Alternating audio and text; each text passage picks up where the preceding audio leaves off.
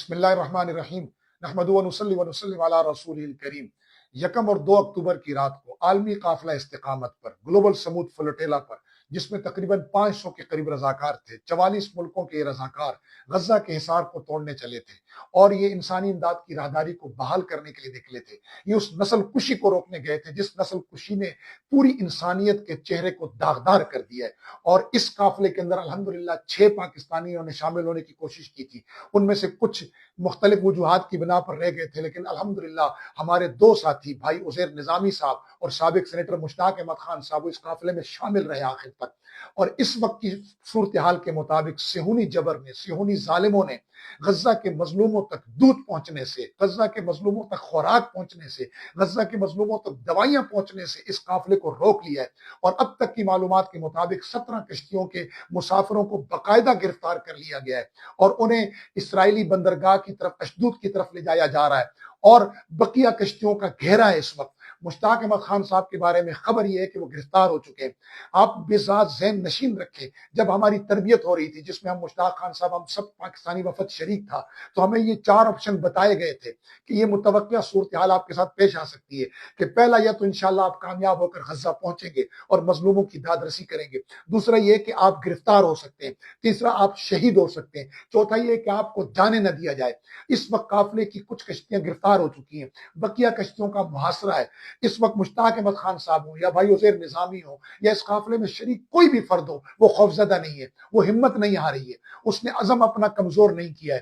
اگر یہ گرفتاریاں ہوئیں اور یہ گرفتاریاں جو ہو چکی ہیں، ہم اعلان کرتے ہیں اس موقع پر کہ ہم بار بار اس حصار کو توڑیں گے اس وقت تک جب تک غزہ میں امن اور آزادی کا سورج طلوع نہیں ہو جاتا، جب تک غزہ کے مظلوموں کی داد رسی نہیں ہو جاتی۔ میں امت مسلمہ سے کہنا چاہتا ہوں کہ پہلی ذمہ داری آپ کی بنتی ہے، اس کے بعد پورے عالم انسانیت سے کہنا چاہتا ہوں کہ غزہ کے مسلمان امت مسلمہ کا بھی حصہ ہیں اور غزہ کے مسلمان عالم انسانیت کا بھی حصہ ہے۔ انسانیت کا چہرہ داغدار کر دیا صہیونی جبر اور ظالموں نے۔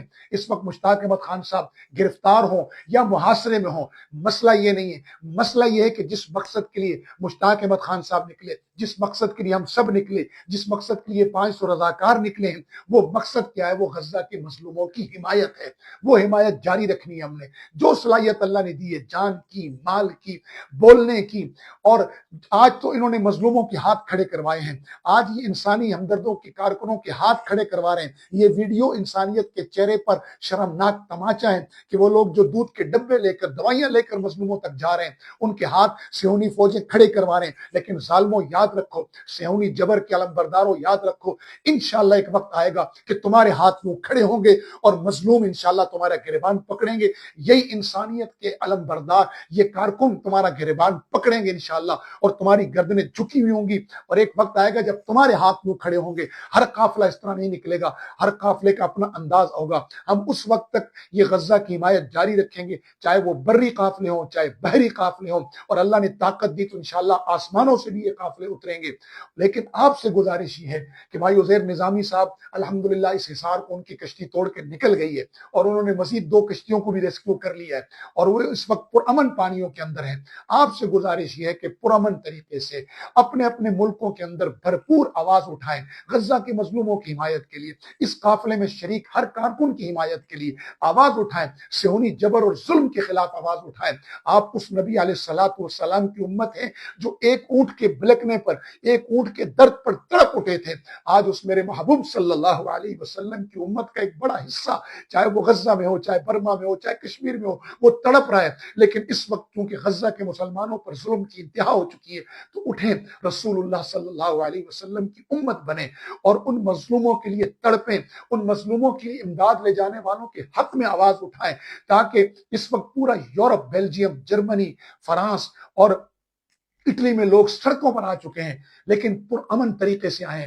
آپ بھی پرامن طریقے سے اپنا احتجاج ریکارڈ کروائیں، پرامن طریقے سے دنیا کو باور کرائیں کہ یہ صہیونی جبر ہے، یہ نہیں چلے گا، صہیونیت کا یہ ظلم نہیں چلے گا۔ اٹھیں، علم، عدل اور انصاف کا جھنڈا لے کر اٹھیں، تاکہ ظلم اور جہالت اور بدامنی کے پرچم سر نگوں ہوں۔ ادھر آ ستم گر، ہنر آزمائیں تو تیر آزما، ہم جگر آزمائیں۔ حالات کے قدموں میں کبھی قلندر نہیں گرتا، टूटे जो तारा तो जमीन पे नहीं गिरता, बड़े शौक से गिरते हैं समंदर में दरिया, कभी दरिया समंदर में नहीं गिरता। ये कोशिशें जारी रहेंगी। जो गिरफ्तार हुए आए उनके लिए दुआ करें और उनकी हिमायत करें कि अल्लाह उनको रिहाई नसीब फरमाए। जो मुहासरे में है दुआ करें अल्लाह उनको आफियत नसीब फरमाए। जो इस मुहासरे को तोड़कर गाजी निकल चुके हैं उनके लिए दुआ फरमाए अल्लाह उनको बाफियत मंजिल तक पहुंचाए। वस्सलामु अलैकुम व रहमतुल्लाहि व बरकातुहू।